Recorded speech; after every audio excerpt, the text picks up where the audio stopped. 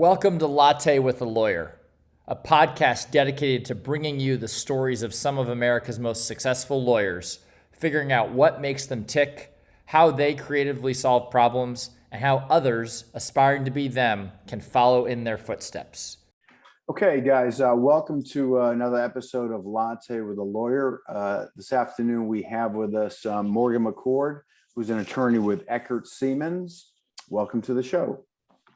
Thank you very much for having me. I appreciate the invitation and the chance to talk about a little bit about myself. As you probably know, lawyers love doing that. Yeah, exactly. That's why it makes it easy. We just press the button and you guys talk and we're good. Yep.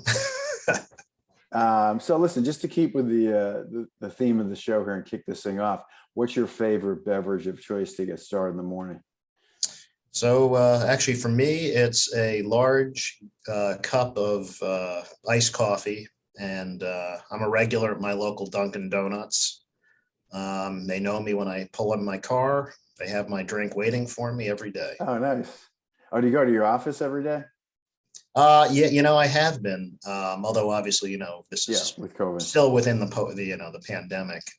There was a period of time when we were closed, but nonetheless, I still went to Dunkin' Donuts every day. You still went to Dunkin'? It was the one thing that, was a sort of a constant. Also it forced me to get out of my jeans every day to, rather than doing everything, in pajamas. Got it. Well, you're a New York guy, so I'm surprised you're Dunkin' Donuts. Yeah. Well, actually, I live in New Jersey, but our office is here in White Plains, which is just about 10 miles to 15 miles north of New York City. And I've actually been working in White Plains my entire career. No kidding. Yeah, no, yeah. I'm a Bostonian, so we know Dunkin' Donuts very well. And that's right. That's where it started, I think, right? Yes, it did. Yeah. It's more regional, although it is, it's probably all over the country at this point, but I would say, the strong, the strong affinity to it is definitely in the Northeast. Oh, yeah. Right. Oh, every other corner in the city, there's one. That and a Starbucks. Exactly. But so anyway, yeah. Good. Dunkin' Donuts over Starbucks. Definitely. No questions asked on that one. Oh, good. Excellent. Good. I'm glad to hear that. So, so it looks like you're a financial services attorney. Yes. I've been a litigator now for, I guess, actually my entire career. I started off representing actually accountants,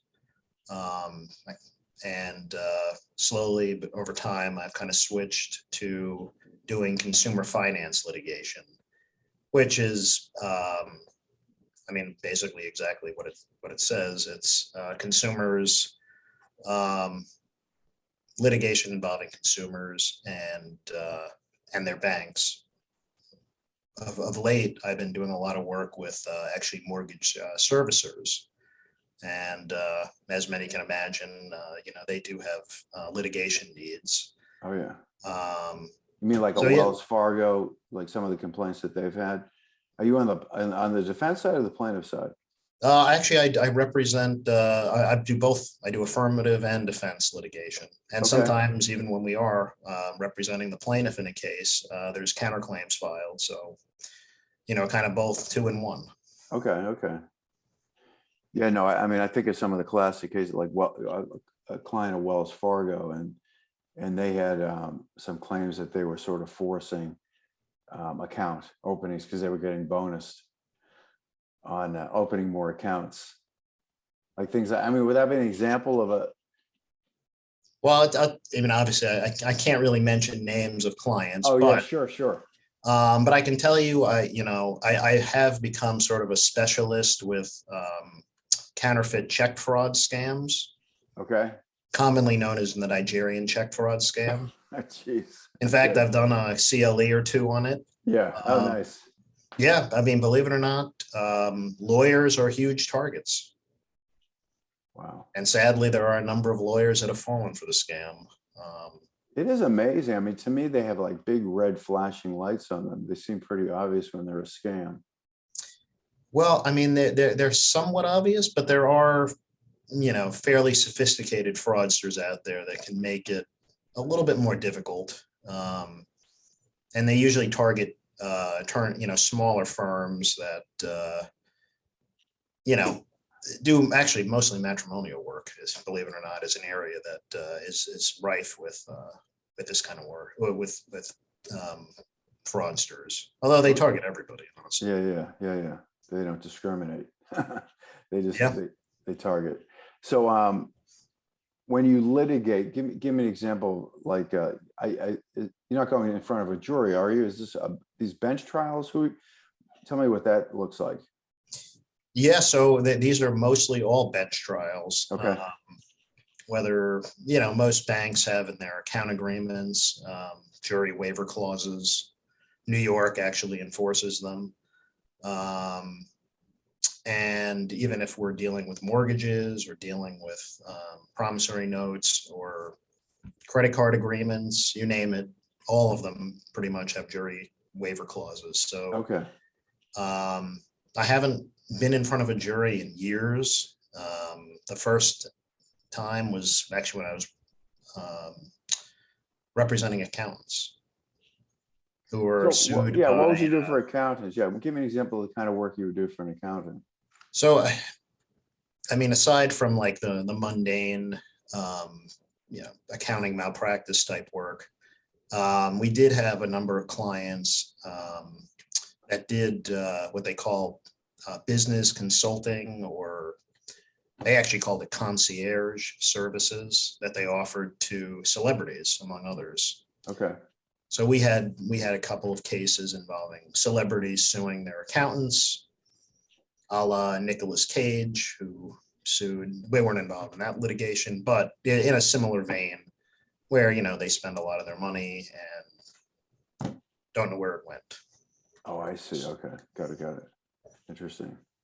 So So in that case, you're on the plaintiff side, right? Looking for. Well, no, we represented the defendants, the accountants. Oh, the accountants. Okay, got it.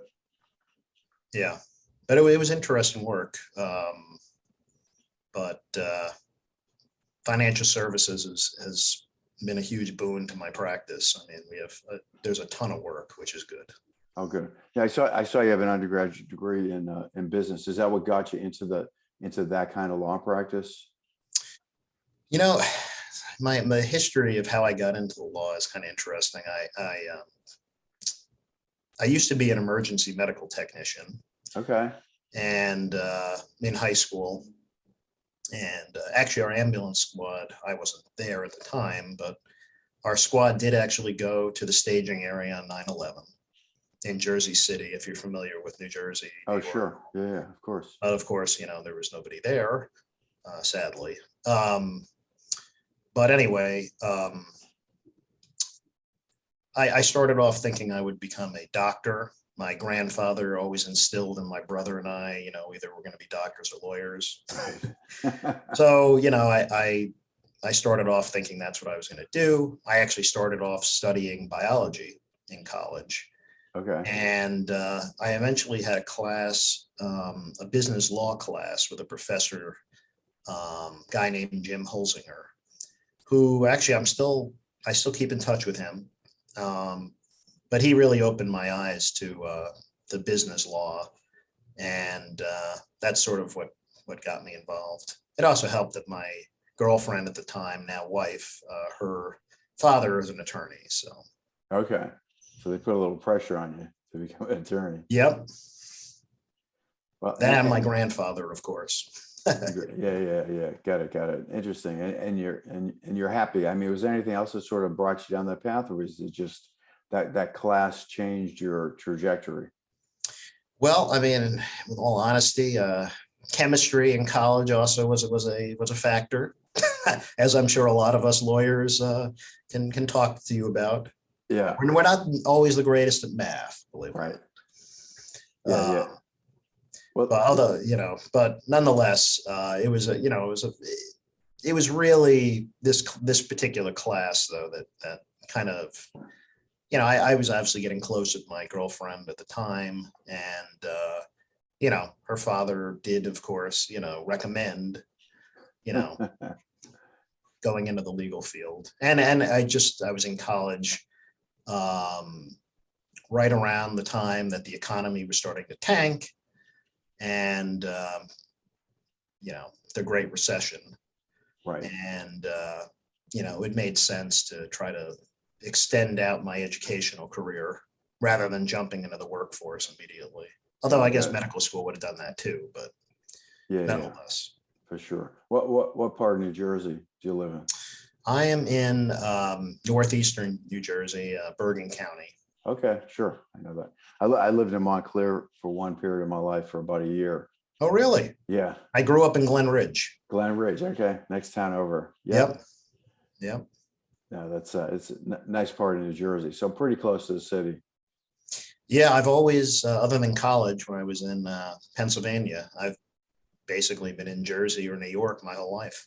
Got it. So you are a New York guy. You root for the Yankees or the Mets? I got to be judicious here, but I'm a Yankees fan. Okay, good. Well, being a Bostonian, I'm definitely on the other. I'm a Red Sox fan, so that's a great rivalry, as you know. I'm sure you're a Patriots fan too. Patriots too. Although now that we have Patriots South, now that I live in Florida with Tom Brady in Tampa Bay. But who knows what Brady's doing now? Well, apparently he's going to stay with it. He's going to play another year. Is that right? Yeah. Every other day, it seems like there's vacillating back and forth. That's true. You're right. I don't think he's done yet, though. I think he's still healthy, and I think he's got another year. I mean, he's still one of the best players. At least he was last year. So quarterback. So yeah. Yeah. No, he's an amazing guy. But no, it's good. It's good stuff. It's fun to have him down here. It's like watching the Patriots. This is my barking dog. So tell me if you had to think of like a really interesting case that you worked on, is there any that stands out that would be interesting for people to hear about? I would have to say probably, I've been fortunate enough that I've had a couple of cases where I've actually been successful in making law. Oh, nice. One, I guess, benefit of being in the field in financial services litigation is that there is so much litigation that there's always cases coming up on appeal. So, it kind of gives me an opportunity to not only keep on top of what's going on in the law, because it's like jumping onto a moving train. It's always evolving. But it gives you the opportunity rarely to potentially make law. And, that's sort of a cool thing for an attorney. So you and get then, of course, seeing people citing the case, but I've been fortunate. I haven't been practicing all that long. I guess 12 years now. Yeah. But having that, is sort of something I'm proud of. Yeah, that's cool. So you're getting, it's kind of like a professor, publishes something that's a big credential. So you have the ability to publish something, get cited, and become a reference. Yeah, I would imagine that's something good to do. Yeah, so much of the practice of law is there's no real tangible product. Right. We do a lot of writing, but it's actually one reason why I always tell anybody that goes to law school that it's always a good idea to get a hobby where you're actually creating something. So for me personally, I've become like the handyman around my house. So Okay. I fix, I do plumbing, I do electrical work, you name it. But it's nice, being able to look back and see something like a light fixture that you've installed. It's not like, hey, look, I drafted a brief, it's nice to have some tangible product, I guess. Yeah, that's interesting. Yeah, no, I like to do a lot of that stuff too. It's always, it's fun to have that sense of accomplishment of actually creating something, for sure. Do you have an older house? Are you doing some renovation work too? It's actually, I live in a townhome currently. Okay. But I have two young sons that break everything. Are crazy. Yeah, they break literally everything. Every other day, I'm filling holes in the sheetrock, or holes in the doors, broken glass. You name it. It's just Well, I listen, I can relate to that. I'm one of 5 boys in my family. So we definitely broke everything at least once and usually more than once. Yep. So, do you have any, you said you have a brother or you have, how many siblings do you have? Yes. I have a twin brother. Oh, nice. Who also is an attorney. Identical twin? Fraternal. Fraternal, okay. Yeah. And yep, Okay. he What kind also of he law? also he does municipal collection work, actually. Okay. He also, followed my grandfather's advice, Although he started off, I was telling you, I started off as a bio major thinking about going to medical school. He started off as an architecture major and switched to history as a major. And then, the rest, I guess, is history. He went to law school and, Good stuff. Good stuff. So, you talked about some advice. What would you tell someone who's thinking about going to law school today? What's going to make them, why should they go, and what's going to make them a successful lawyer? Yeah, that's a really good question. One thing I would say, I guess the advice would be a little different to whether the person is currently an attorney or someone that's just thinking about going to law school. Yeah. But certainly for a young attorney, I would say finding a mentor is a huge, it's huge. It's the difference between really learning how to practice law and picking up good habits versus, just kind of going along with the flow. Yeah. Interesting. Who was your mentor then that you relied on? So I was fortunate in the first firm I worked for. I had a really, really good, I guess at the time he was a junior partner. Okay. And he did everything by the book. And although he was, somewhat difficult to please, I really learned how to practice law from him.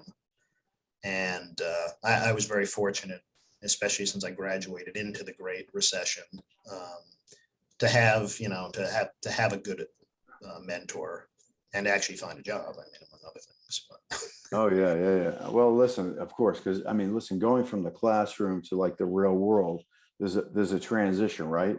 It doesn't translate completely. So you're right. It's like, how do you actually get things done when you're actually in the real world practicing whatever it is you trained for? No, you are absolutely right. In law school, it's a very theoretical. Some people will tell you it's all about how you're learning to think.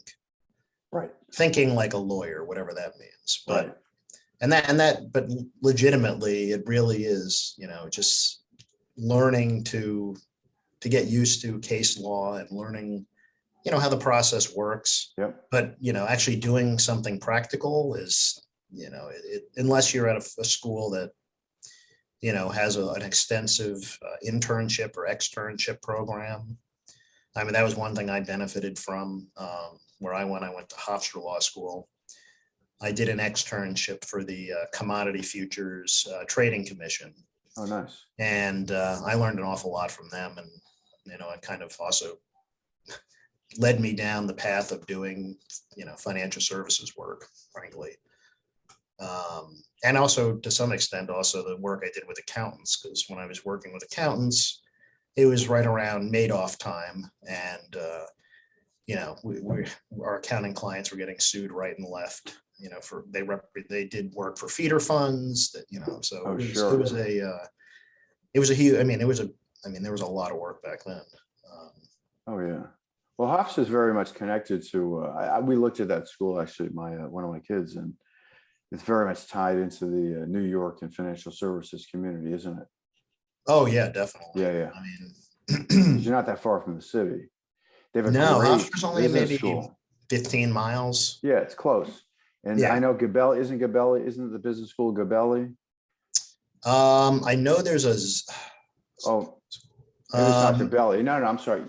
That's Fordham. Who's the other guy but they have a great business facility there. I remember that facility. They have a very good business school and a good, they happen to have a lot of real estate magnates that have graduated Yeah. from there. Yes. Yes. So, like for instance, Kushner is, name is on the law school line. Oh, Kushner, is Kushner a graduate of Hofstra? Charles Kushner is, the father. The father. Yep. Oh, I didn't realize that. Okay, got it. He's actually a Jersey guy too. He's from Livingston. Oh, that's where the Kushner family's from.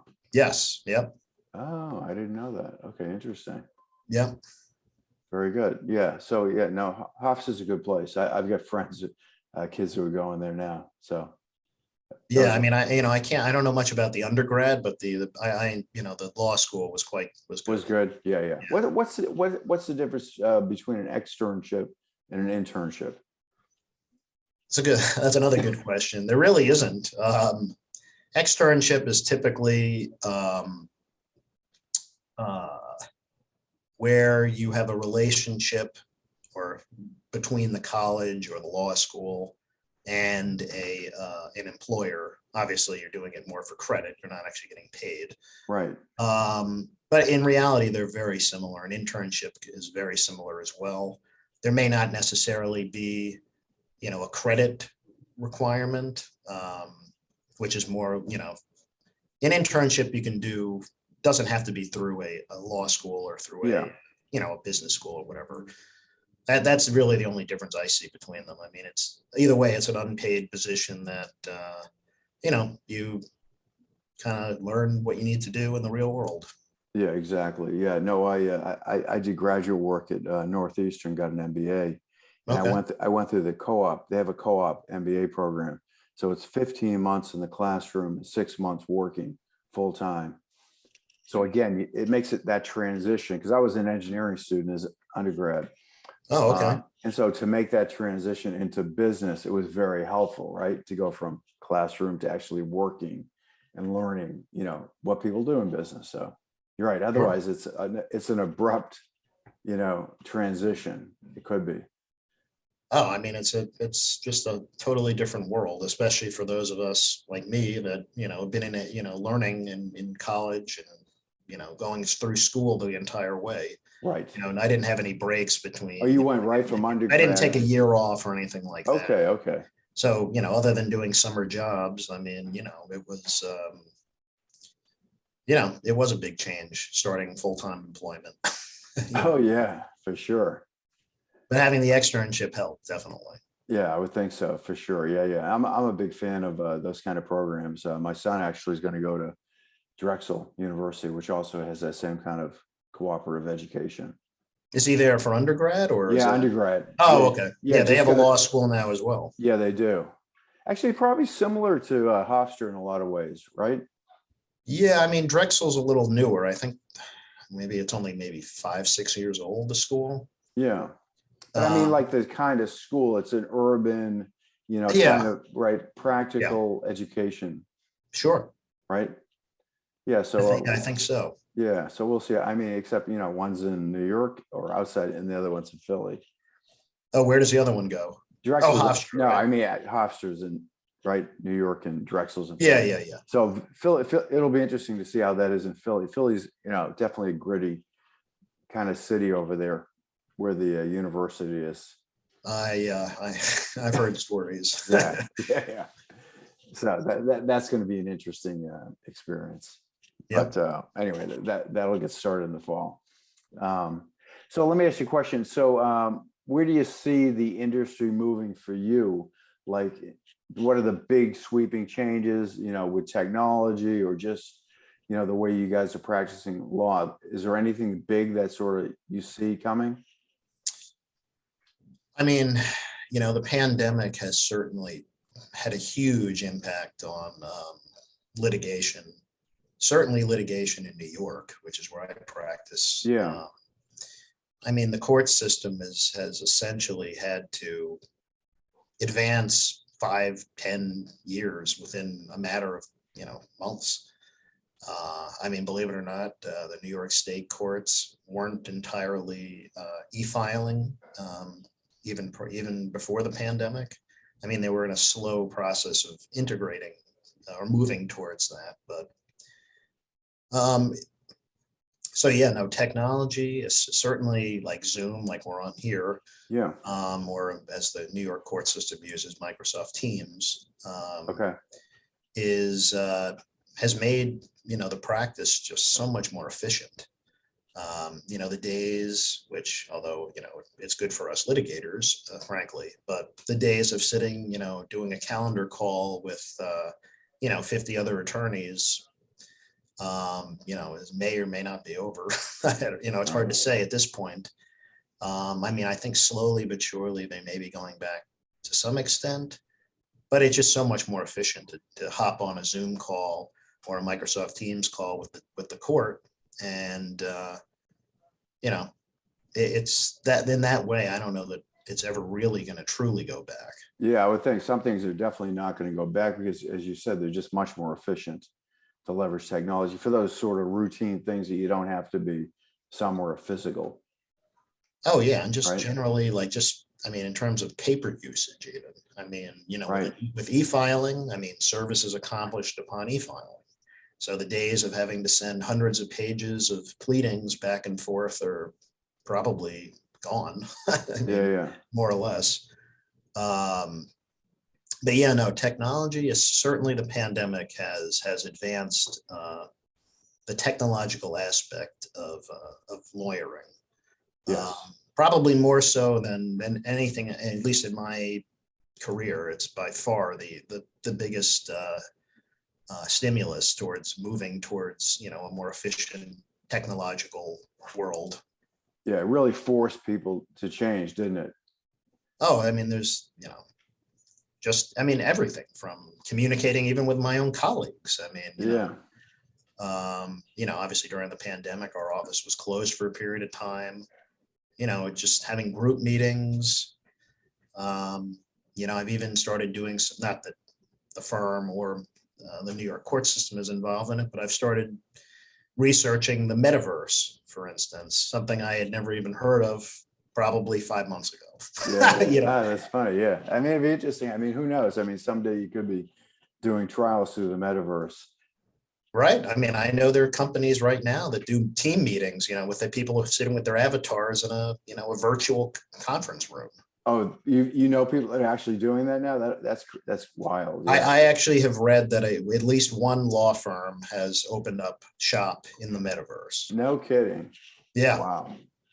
I don't know if it's more of a publicity stunt, which it probably is, but nonetheless, I guess it's there. I think some accounting firms have already moved into the metaverse. No kidding.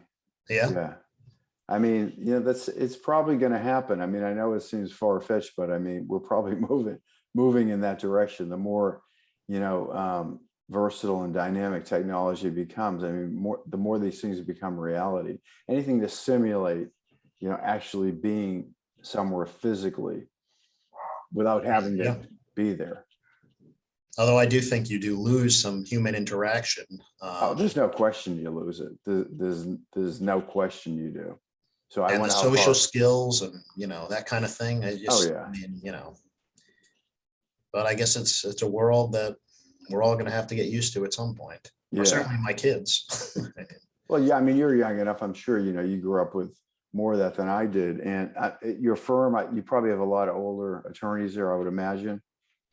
Oh yeah. We have a number of very senior partners who have, been practicing for many, many, many years. Yeah.